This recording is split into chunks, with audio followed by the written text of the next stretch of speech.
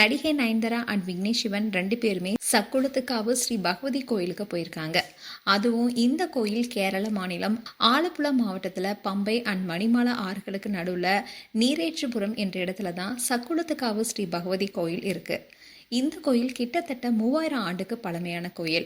அதுவும் இந்த கோயிலுடைய மிகப்பெரிய சிறப்பு என்னன்னா, பெண்களுக்கான சபரிமலைன்னு அழைக்கப்படுது. அதோட இந்த கோயிலுக்கு வர பெண்கள் இருமுடி கட்டி விரதம் இருந்து வழிபடுவது வழக்கமா. இப்படி இருக்க சொல்லதான் நயன்தாரா அண்ட் விக்னேஷ் சிவன் 2 பேருமே இந்த கோயிலுக்கு போயிருக்காங்க. அதுவும் அர்ச்சனை பண்ணத்தோட நயன்தாரா கண் கலங்கி மனமுருகி வேண்டியிருக்காங்க. இந்த வீடியோ தான் இப்போ சோஷியல் மீடியாவில் வைரல் ஆயிட்டு வருது. ரீசெண்டாக தான் இவங்களுடைய ப்ரொடக்ஷன் கம்பெனி மூலமா லிக் என்ற படம் வெளியிடப்பட்டது. இந்த படத்துடைய பாட்டு வெற்றி பெற்றாலும் இந்த படமும் எதிர்பார்த்த அளவுக்கு வெற்றி பெறல. அண்ட் ரீசெண்டா கூட விக்னேஷ் சிவன் அவருடைய சோஷியல் மீடியா பேஜ்ல படத்துக்கு தவறான விமர்சனம் கொடுக்கப்பட்டதுனாலேயே நிறைய பேர் படத்தை பார்க்காம போயிட்டாங்க. ஆனா இப்போ ஓடிடில பார்த்துட்டு படம் ரொம்பவே நல்லா இருக்குன்னு எனக்கு நிறைய பேர் மெசேஜ் பண்ணிட்டு இருக்காங்க. ஆனா தியேட்டர்ல படம் ஓடாதது தான் எனக்கு மன வருத்தத்தை கொடுக்குதுன்னு சொல்லியிருந்தாரு. இப்படி இருக்க சொல்லதான் நயன்தாராவும் விக்னேஷ் சிவனும் கோயிலுக்கு போயிருக்காங்க. அதுவும் நயன்தாரா கண் கலங்கி மனமுருகி வேண்டியிருக்காங்க. இப்போ நயன்தாராவுடைய ஹாய் என்ற படம் வெளிவர இருக்கு.